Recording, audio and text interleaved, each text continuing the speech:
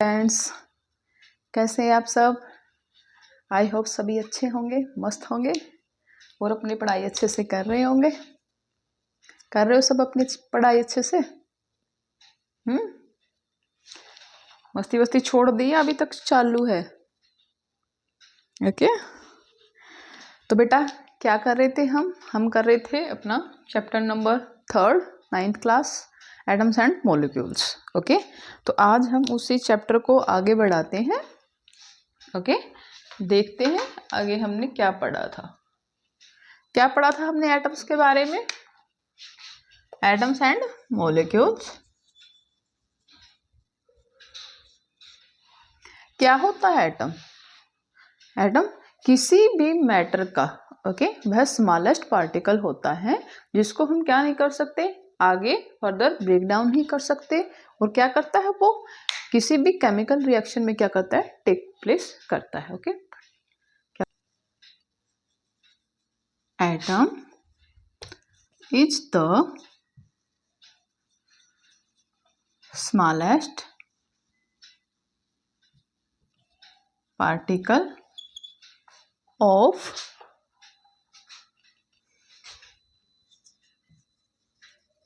a matter which cannot further break down in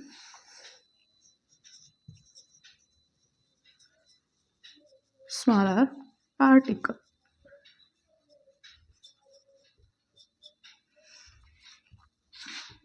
Which take place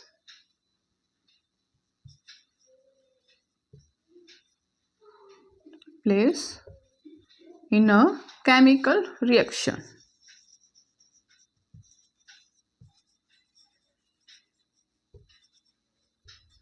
क्या होता है बच्चे? एटम क्या है? किसी भी मैटर का स्मॉलेस्ट पार्टिकल है, ठीक है, जिसको हम क्या नहीं कर सकते, फर्दर डिवाइड नहीं कर सकते।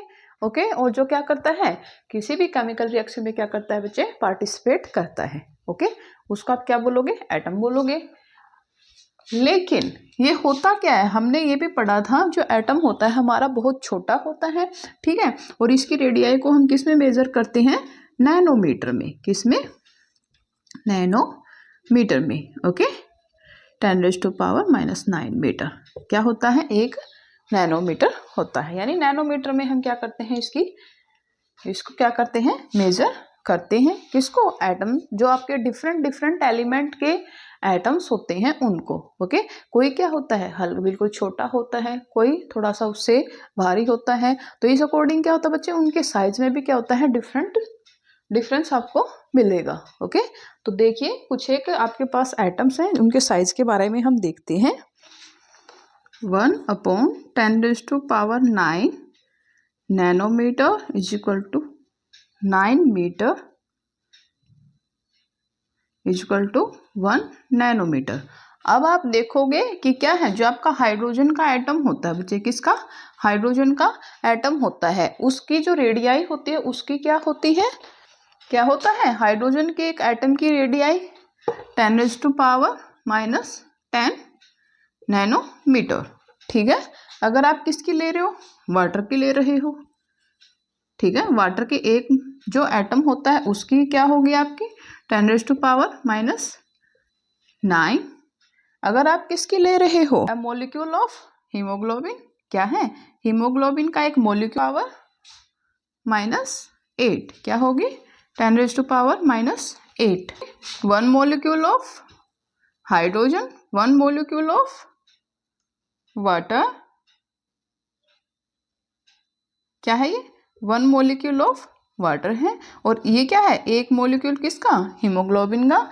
नेक्स्ट क्या है, 1 मॉलिक्यूल ऑफ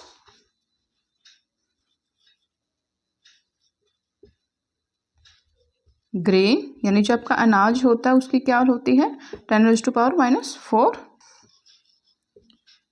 एंड 10⁻⁻ होता है, क्या होता है, एप्पल, उसकी क्या होती है 10⁻⁻1। ये क्या है आपकी रेडियाई है बच्चे, अलग अलग मॉलिक्यूल्स की, ठीक है, जिसको हमने किस में मेजर किया, नैनोमीटर में। किस में मेजर किया, नैनोमीटर में। ओके, अब हम सोचते हैं कि अगर एक एटम इतना छोटा होता है, ठीक है, देखिए हमने देखा कि एटम क्या होता है, बहुत छोटा होता है। अगर यह इतना ही छोटा होता है तो क्या जरूरत है हमें इसके बारे में पढ़ने की। ओके, क्यों हम इतना हम वो कर रहे हैं, इतना प्रेशर डाल रहे हैं, एटम ये है उसके बारे में इतना कुछ जान रहे हैं, ठीक है, ये एटम है, एटम से मिलके ये बना वो बना, ये इसके पार्टिकल हैं, वटेवर शटेवर जो भी। क्यों, देखिए बेशक वो आपको दिखाई ना देता हो लेकिन वो अपनी प्रेजेंस फील करवाता है, ठीक है। ओके, चाहे वो आपको दिखाई ना दे, आप उसको टच ना कर सको, आप उसको क्या ना कर सको, फील ना कर सको, लेकिन वो है। और ये बात क्या है, बहुत इंपॉर्टेंट है। ओके, तो अगर जैसे क्या होता है, ये लोग बोलते हैं ना कि भूत है भूत है भूत है, क्या कहते हैं कि नहीं तुमने देखा भूत को, क्योंकि जब तक आप भूत को देखते नहीं तब तक आप उसको मानते नहीं, है ना। ठीक ऐसे ही आप एटम को देखते हैं लेकिन फिर भी आपको क्या करना पड़ेगा, उसको मानना पड़ेगा, ठीक है। एटम एक ऐसा भूत है जो अकेला नहीं दिखाई देता, लेकिन क्या है, उसके साथ मिलकर ही बहुत सारे जो आपका कंप्लीट वर्ल्ड है, ओके, पूरा का पूरा जो आपका यूनिवर्स है उसके अंदर हर जगह क्या है, एटम मौजूद है। Okay, yes. अब देखिए बच्चे, हमने अभी तो पढ़ा हमने एटम के बारे में, अब हमने ये देखा कि इतने सारे जब एटम होते हैं तो उनको हम कैसे पता लगाएंगे कि ये किसका एटम है, ठीक है। ये किसी मेटल का है, नॉन मेटल का है, मेटलॉइड का है, किसी गैस का है, किस चीज़ का एटम है ये, ठीक है, उसके बारे में अब हम देखेंगे।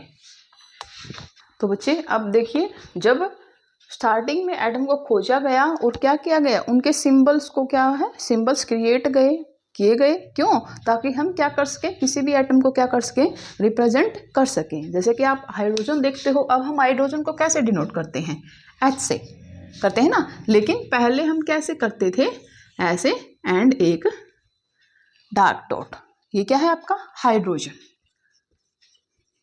ओके, इससे हम क्या करते थे, ये सिंबल था किसका, हाइड्रोजन का। ओके, अगर आपको किसको डिनोट करना है, कॉपर को, क्या करना है, कॉपर को, तो उसको कैसे, राउंड सर्कल एंड सी, इसमें क्या कर दिया, सी लिख दिया, that is copper.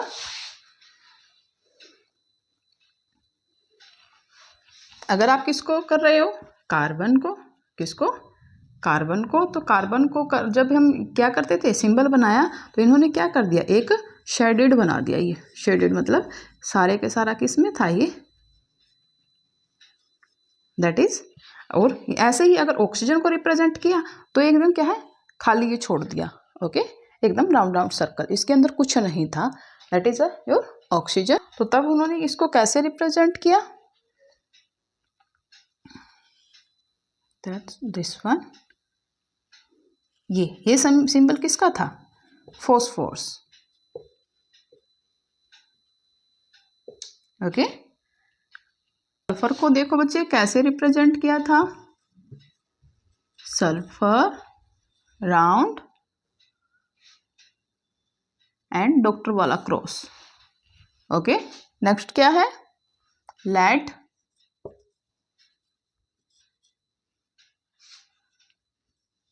Round and L. Okay, platina, circle and P, this is your platina, circle and I. और सिल्वर, सिल्वर को कैसे रिप्रेजेंट किया, इसके अंदर क्या कर दिया, एस लिख दिया। देन मर्क्यूरी, मर्क्यूरी के कैसे रिप्रेजेंट कर रहे बच्चे, ये ऐसे, और यहां पर क्या कर दिए, डॉटेड डॉटेड।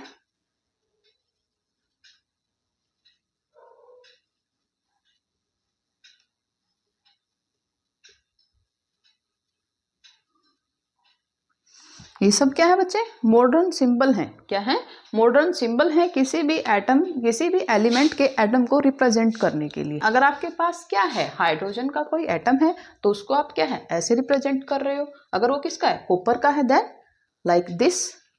अगर क्या है आपके पास कार्बन है तो उसको क्या है एकदम शेडेड शेडेड क्या करोगे आप, सर्कल करोगे। तो ऑक्सीजन को कैसे, सिंपल सर्कल, खाली बिल्कुल कुछ नहीं है उसके अंदर, फॉस्फोरस के अंदर ये आप उल्टा वाई लिख दोगे। Okay, sulphur cross. Okay, lead के लिए सर्कल के अंदर एल, और प्लेटिना को किससे रिप्रेजेंट किया था, पी से, आयरन को आई से, सर्कल एन आई, आई इन सर्कल। ओके, सिल्वर को S in circle, and mercury जैसे कि आप देख सकते हो ऐसे साइड साइडों में क्या है, डॉटेड लगे पड़े हैं। ओके बेटा, देखा। देखो बच्चे, स्टार्टिंग में जब भी कोई एलिमेंट आपने क्या किया था, उस टाइम पे सर्च हुआ तो उसका नाम किसके बेस पे रखा गया, या तो जिस जगह पर क्या है वो खोजा गया है, ठीक है, मतलब जिस भी जगह से क्या है वो आपका एलिमेंट मिला है, उस जगह के नाम से क्या किया गया, उसका नाम रखा गया। और सेकंड क्या, जैसे उसकी अपीयरेंस है, ओके, जैसे गोल्ड है, ओके, उसकी जो अपीयरेंस है येलो, तो उस टाइप से क्या रखा गया, उसका नाम रखा गया। और ये जो नाम थे मैक्सिमम कौन सी लैंग्वेज में रखे गए, ग्रीक, लैटिन, जर्मन, ठीक है, यही सब क्या है, ये 4-5 लैंग्वेज थी जिसके अंदर ही क्या किए गए हैं, ये नाम रखे गए हैं। लेकिन आजकल अब मॉडर्न जो आपकी पीरियोडिक टेबल है उसके अंदर सभी एटम्स को हम किस में डिनोट कर रहे हैं, किससे रिप्रेजेंट कर रहे हैं, जो आपके इंग्लिश अल्फाबेट हैं।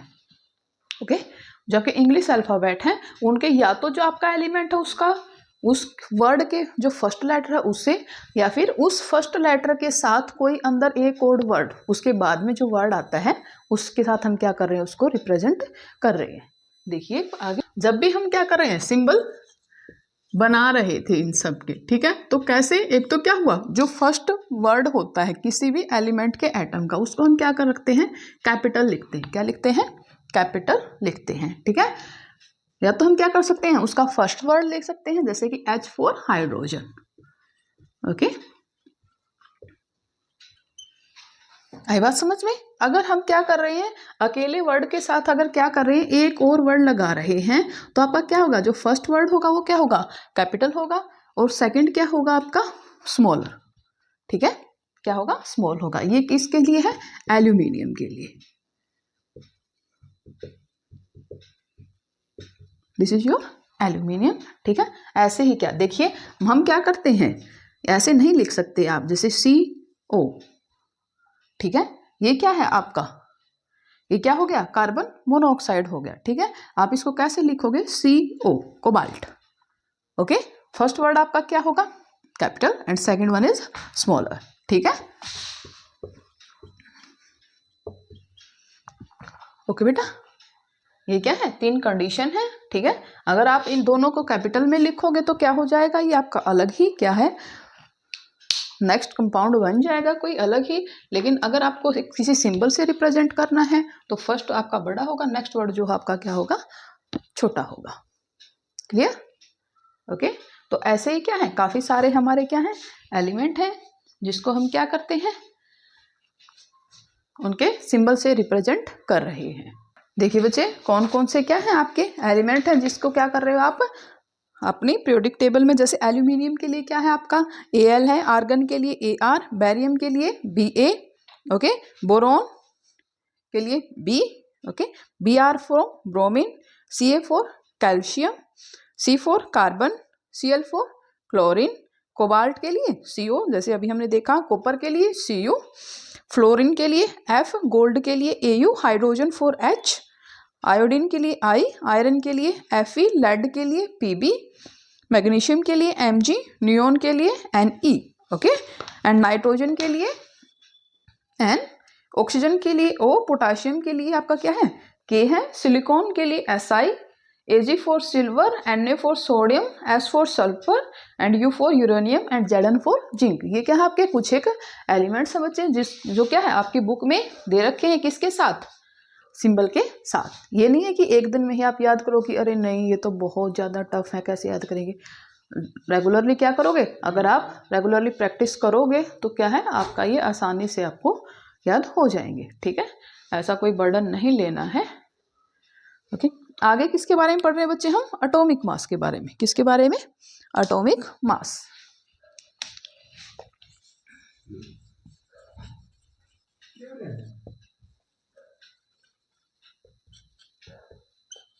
जैसे कि अभी आपने देखा कि जो डिफरेंट डिफरेंट एलिमेंट होते हैं उनके एटम्स के लिए हमने क्या किए, सिंबल बनाए, अलग अलग सिंबल से हमने क्या किया, उनको रिप्रेजेंट किया। अब हम किसके बारे में पढ़ेंगे, उनके एटॉमिक मास के बारे में। ठीक है, हर एक एटम का एटॉमिक मास क्या होता है, उसको किस में आप रिप्रेजेंट करोगे। ठीक है, एटॉमिक मास को किस में रिप्रेजेंट किया गया है, AMU, यानी कि एटॉमिक मास यूनिट। क्या है ये आपका एटॉमिक मास यूनिट, इसकी शॉर्ट फॉर्म क्या बच्चे, AMU। ओके, आगे जाकर इसी AMU को आप क्या लिखने लगे, mu.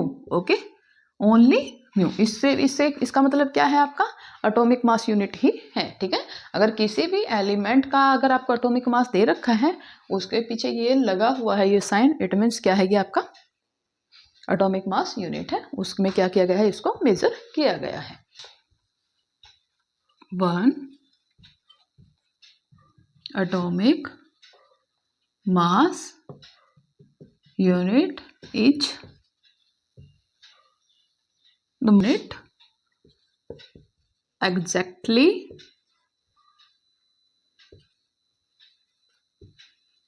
equal to 1/12 the mass of carbon 12। देखिए, जब आपका एटॉमिक मास, एक एटॉमिक मास यूनिट किसके बराबर होगी बच्चे, किसके बराबर होगी, ये एग्जैक्टली इक्वल होगी जो आपका कार्बन 12 आइसोटोप है उसका 1/12 पार्ट के, किसके 1/12 पार्ट के। आपका फ्रूट सेलर था, ठीक है, उसके पास क्या था, एक बहुत बड़ा वाटरमेलन था। तो उसने कहा कि ये जो कंप्लीट आपका एक वाटरमेलन है ये किसके इक्वल है, 12 kg के इक्वल है। किसके इक्वल है, 12 kg के। उसने क्या किए, उस कंप्लीट के क्या कर लिए, 12 पार्ट कर दिए। क्या कर दिए, इक्वल 12 पार्ट के अंदर उसको क्या कर दिया, डिवाइड कर दिया। अब अगर वो क्या करता है, किसी को भी 1 kg कोई भी आपका फ्रूट वगैरह क्या कर रहा है, सेल कर रहा है, तो क्या करेगा, जो एक पार्ट उठाएगा और उसके इक्वल ही क्या कर रहा है, उसको दे रहा है। ठीक है, तो ऐसे में क्या हुआ, सेम ऐसे ही किसी भी एटम का जो आप क्या करना है, मास निकालना है, तो हम क्या करते हैं, जो कार्बन 12 है, ठीक है, उसका कार्बन 12 जो आइसोटोप है आपका, उसके जो 1/12 पार्ट है, क्या है, 1/12 पार्ट है, उसको हमने एग्जैक्टली क्या मान लिया, 1 एटॉमिक मास यूनिट मान लिया। क्या मान लिया बेटा, 1 एटॉमिक मास यूनिट। ठीक है, कार्बन 12 उसको हमने क्या है, एज एक मेजर करने की यूनिट के रूप में यूज किया है हमने उसके आइसोटोप को। ओके, जैसे आपके 1 kg का जो बट्टा वगैरह होता है ना, मेजरमेंट के लिए होते हैं, ठीक ऐसे ही कार्बन 12 आइसोटोप का जो 1/12 पार्ट है, उसको हमने क्या किया है, यूज किया है किसी भी एलिमेंट के एटम के मास को मेजर करने के लिए। ओके, जो आपका हाइड्रोजन है, क्या है, हाइड्रोजन है, उसका एटॉमिक मास कितना है, 1 है। कितना है, 1। नॉर्मली आप देखोगे, आपकी जो अगली क्लास है उसके अंदर आप देखोगे, आप पहले क्या याद करोगे, सबसे पहले तो आप एटॉमिक नंबर याद करोगे बच्चे। क्या याद करोगे, एटॉमिक नंबर। ठीक है, एटॉमिक नंबर जैसे याद करो, एटॉमिक नंबर किसके इक्वल होता है, नंबर ऑफ इलेक्ट्रॉन, और नंबर ऑफ इलेक्ट्रॉन किसके इक्वल होते हैं, number of proton. Okay, number of electron is equal to number of proton, और ये दोनों किसके इक्वल होते हैं, एटॉमिक नंबर के। अगर आपको क्या निकालना है, एटॉमिक मास निकालना है, क्या निकालना है, एटॉमिक मास। अगर आपको क्या है, एटॉमिक नंबर याद है, क्या है, एटॉमिक नंबर याद है, तो एटॉमिक मास किसके इक्वल होता है बच्चे, number of proton, proton plus number of neutron. Okay, number of proton and number of neutron. Okay, आ गया समझ में। तो नंबर ऑफ प्रोटॉन किसके इक्वल है, आपका नंबर ऑफ इलेक्ट्रॉन के, और नंबर ऑफ इलेक्ट्रॉन किसके इक्वल है, एटॉमिक नंबर के। अगर आपसे ये पूछा जैसे कि क्या है, आपके पास ऑक्सीजन है, क्या है, ऑक्सीजन, ऑक्सीजन का एटॉमिक नंबर क्या है बच्चे, 8। क्या है, 8। इट मीन्स इसमें क्या है, 8 क्या है, इलेक्ट्रॉन है, और 8 ही क्या है, प्रोटॉन है। ओके, अब अगर आपको इसमें ये दे रखा है कि 8 प्रोटॉन है, तो 8 ही क्या है, इसके अंदर न्यूट्रॉन है। अगर आपसे क्या पूछ ले कि आपको नंबर ऑफ न्यूट्रॉन निकालने हैं, और क्या है, क्या था, अगर आपको क्या निकालना है, नंबर ऑफ क्या निकालने हैं, अगर इसमें क्या, ये क्या है आपका एटॉमिक नंबर, क्या है एटॉमिक नंबर, अगर साथ में क्या दे दिया एटॉमिक मास दे दिया, क्या दे दिया एटॉमिक मास, ओके कितना होता है 16। अगर एटॉमिक मास दे रखा है, एटॉमिक नंबर आपको पता है उसका, तो आप क्या कर सकते हो easily, number of electron, number of proton और नंबर ऑफ न्यूट्रॉन क्या कर सकते हो बच्चे, आप फाइंड आउट कर सकते हो। ओके देखिए अगर क्या है आप एटॉमिक मास किसके इक्वल होता है, हमें पता है क्या होता है, ये number of proton plus number of neutron. Okay number of proton कितना है हमारे पास 8, फाइंड आउट क्या करना है number of neutron, 16 minus 8 is equal to 8। तो यहाँ पर क्या होगा आपका नंबर ऑफ न्यूट्रॉन क्या होंगे 8 होंगे, क्या होंगे 8 होंगे। तो ऐसे अगर आपके पास क्या दे रखा है सिंपल नंबर ऑफ इलेक्ट्रॉन दे रखे हैं और एटॉमिक मास दे रखा है, तो उसके थ्रू भी आप क्या कर सकते हो एटॉमिक नंबर भी फाइंड आउट कर सकते हो, नंबर ऑफ प्रोटॉन भी एंड नंबर ऑफ न्यूट्रॉन भी। ओके अगर ऊपर वाले तीनों में से किसी एक के बारे में दे रखा है और साथ में एटॉमिक मास दे रखा है, तो उसके थ्रू आप क्या कर सकते हो अपने किसी भी क्वेश्चन को इजीली सॉल्व कर सकते हो। ओके बेटा आगे ये कह रहा है कि हाउ डू एटम एग्जिस्ट, कि जो आपके एटम होता है वो कैसे एग्जिस्ट करता है। हमें ये पता है एटम क्या है स्मॉलेस्ट पार्टिकल है किसी भी एटम का, जो क्या करता है केमिकल रिएक्शन में टेक प्लेस करता है, लेकिन वो कभी भी अकेला एग्जिस्ट नहीं कर सकता। ओके अकेला एटम क्या नहीं कर सकता बच्चे एग्जिट नहीं कर सकता, वो हमेशा किसकी फॉर्म में एग्जिट करता है मॉलिक्यूल के साथ। ठीक है क्या करता है group of atom makes a molecule, और जो आपका एटम है हमेशा ही क्या रहेगा मॉलिक्यूल की फॉर्म में ही क्या रहेगा वो एग्जिट करेगा, अकेला वो क्या नहीं कर सकता एग्जिस्ट नहीं कर सकता। क्या है मॉलिक्यूल, क्या है बच्चा मॉलिक्यूल, क्या होता है ग्रुप ऑफ 2 और more than 2 atom, more than 2 atom. ठीक है ये एटम क्या हो सकते हैं सेम एलिमेंट के भी हो सकते हैं और डिफरेंट एलिमेंट के भी आपके हो सकते हैं। ठीक है क्या हो सकते हैं सेम एलिमेंट के भी हो सकते हैं और डिफरेंट एलिमेंट के भी क्या हो सकते हैं बच्चे ये हो सकते हैं। ठीक है या तो क्या हो जैसे कि क्या आपका हाइड्रोजन है, देखते हो आप क्या देखते हो हाइड्रोजन को, हाइड्रोजन किस फॉर्म में रहता है हमेशा H2 की फॉर्म में रहता है। ओके क्यों क्योंकि अकेला इसका एक एटम क्या नहीं कर सकता एग्जिस्ट नहीं कर सकता। ऑक्सीजन है वो भी किसकी फॉर्म में रहता है बच्चे 2 के साथ 2। ठीक है अकेला ऑक्सीजन भी नहीं रहता, वो भी क्या है O2 की फॉर्म में ही आपको मिलता है। तो ये क्या है सेम एलिमेंट के मॉलिक्यूल है, क्या है ये molecule of same element, molecule of same element. अब आप देखते हो एक मॉलिक्यूल ले लिया आपने किसका वाटर का, किसका मॉलिक्यूल है ये आपके पास वाटर का, इसमें क्या है एक आपका क्या है एलिमेंट हाइड्रोजन है, एक क्या है ऑक्सीजन है। ठीक है टोटल कितने एटम है ये 3 एटम है, क्या है 3 एटम है। अगर एक से ज्यादा एटम एक साथ हैं इट मीन्स वो क्या है एक मॉलिक्यूल्स है, क्या है एक मॉलिक्यूल है। और इसमें क्या है 2 डिफरेंट एलिमेंट है, क्या है बच्चे डिफरेंट एलिमेंट है। तो ये क्या है a molecule of different elements, different elements. Okay देखिए किसी भी मॉलिक्यूल के अंदर बच्चा ठीक है जो एटम्स होते हैं वो क्या होते हैं एक फिक्स्ड प्रोपोर्शन में होते हैं, क्या होते हैं फिक्स्ड प्रोपोर्शन में होते हैं। आप वो मॉलिक्यूल किसी कंपाउंड का भी ले सकते हो किसी मिक्सचर का भी ले सकते हो। ठीक है लेकिन उसके अंदर क्या मिलेंगे जो आपके मॉलिक्यूल मिलेंगे अगर वो क्या है आपका प्योर है उसके मॉलिक्यूल क्या मिलेंगे हमेशा फिक्स्ड प्रोपोर्शन में ही आपको मिलेंगे। नेक्स्ट टॉपिक क्या बच्चे हमारा मॉलिक्यूल्स ऑफ एलिमेंट। ठीक है अब हम देखेंगे कि जो आपके अलग अलग एलिमेंट होते हैं उनके मॉलिक्यूल्स किस फॉर्म में आपको मिलेंगे, डाई एटॉमिक में मिलेंगे ट्राई एटॉमिक में मिलेंगे। जैसे कि आप देखते हो क्या ऑक्सीजन देखते हो, क्या देखते हो ऑक्सीजन, अगर ऑक्सीजन क्या है O2 की फॉर्म में है, क्या है O2 की फॉर्म में है, तब आप इसको क्या बोलोगे डाई एटॉमिक बोलो, क्या बोलोगे डाई एटॉमिक। ठीक है अगर यही ऑक्सीजन क्या है O3 है, क्या है O3 है, तो यहाँ पर ये क्या है क्या बना लेता है ओजोन बना लेता है, क्या बना लेता है ओजोन बना लेता है। और ये क्या है अभी ट्राई एटॉमिक है, क्या है ट्राई एटॉमिक। सेम ऐसे ही आपने क्या लिया, हीलियम लिए गैस, ये क्या है, मोनो एटॉमिक है। क्या है, मोनो एटॉमिक।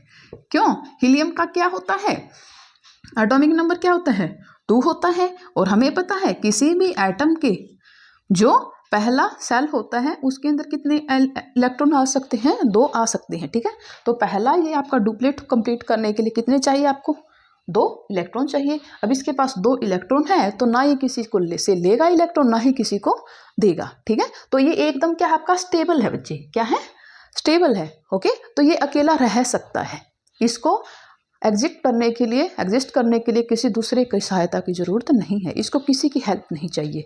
अपने आप में क्या है, ये काफी रिच है, ये अकेला ये रह सके। ओके, लेकिन हाइड्रोजन क्या है आपका, डाई एटॉमिक है। क्या है, डाई एटॉमिक है। ओके, नाइट्रोजन, इसको भी किस फॉर्म में लिखते हैं हम, एंटो की फॉर्म में, ये भी क्या है, डाई एटॉमिक है। ओके, क्या है बच्चे, फॉस्फोरस है।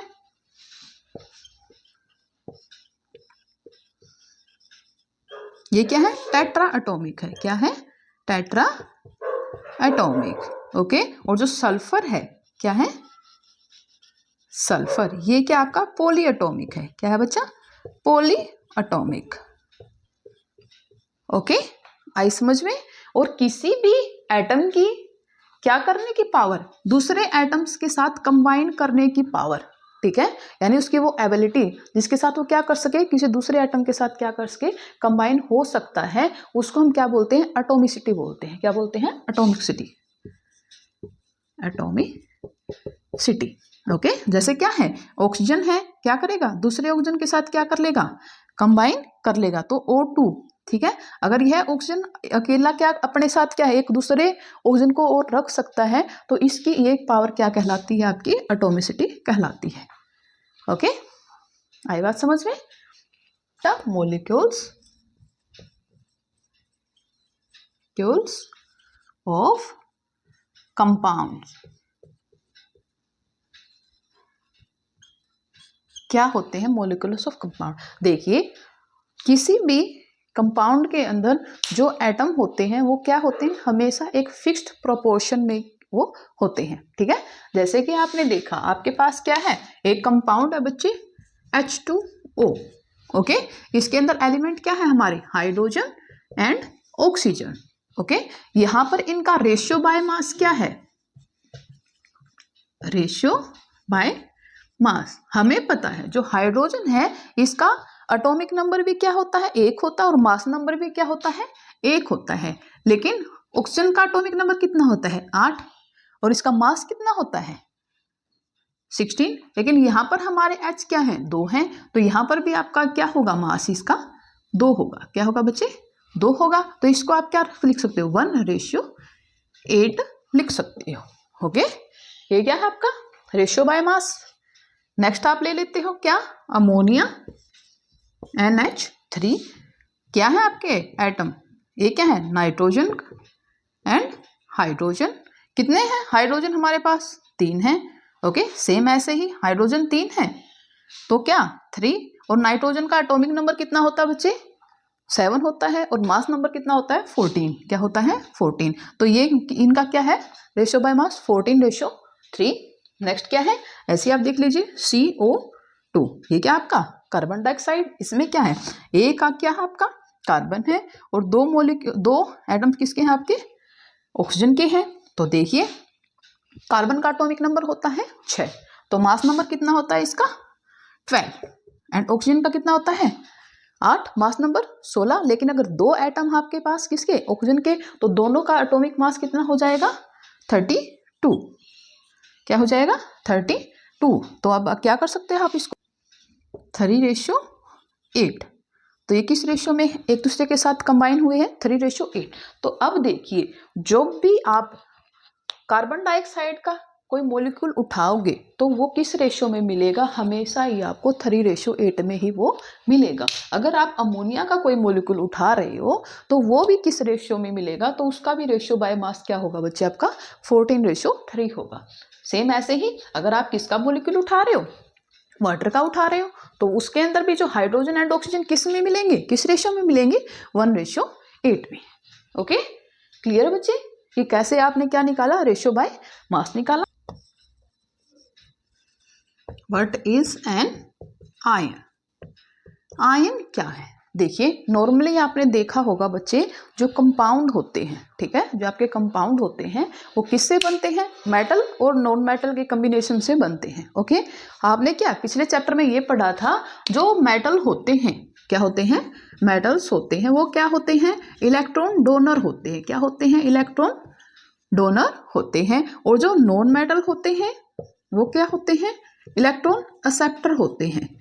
क्या होते हैं? Electron acceptor. तो अब आप देखिए, जो इलेक्ट्रॉन को क्या करता है? डोनेट करता है। क्या होता करता है? डोनेट करता है। तो उसके ऊपर हमेशा क्या आता है? पॉजिटिव चार्ज आता है। क्या आता है? Positive charge. और जो इलेक्ट्रॉन को क्या करता है? एक्सेप्ट करता है, उसके ऊपर क्या आएगा बच्चे? Negative charge. क्या आएगा? Negative charge. अब देखिए, जब किसी भी हम मान लिया हमने एक कंपाउंड लिया NaCl, ओके, जब हम क्या करते हैं, इसको डिसोसिएट करते हैं, तोड़ते हैं, तो हमें क्या मिलता है? Na positive and Cl negative. क्यों? क्योंकि Na क्या कर रहा है? अपना एक इलेक्ट्रॉन छोड़ रहा है, और जिसे क्लोरीन क्या कर रहा है? एक्सेप्ट कर रहा है। तो किसी भी जब एलिमेंट के एटम के ऊपर पॉजिटिव और नेगेटिव चार्ज आता है, तो उसको आप क्या बोलोगे? आयन बोलोगे। क्या बोलोगे? आयन बोलोगे। जो positive and negative charge species होती हैं उसको हम क्या बोलते हैं बच्चे? आयन्स बोलते हैं। ओके, और जो पॉजिटिव आयन होते हैं इनको आप कैटायन बोलोगे। क्या बोलोगे? पॉजिटिव आयन को क्या बोलोगे? कैटायन। एंड नेगेटिव आयन को क्या बोलोगे? एनायन। ओके, पॉजिटिव को क्या बोलते हैं आप? कैटायन। एंड नेगेटिव को क्या बोलोगे? एनायन। Writing chemical formula.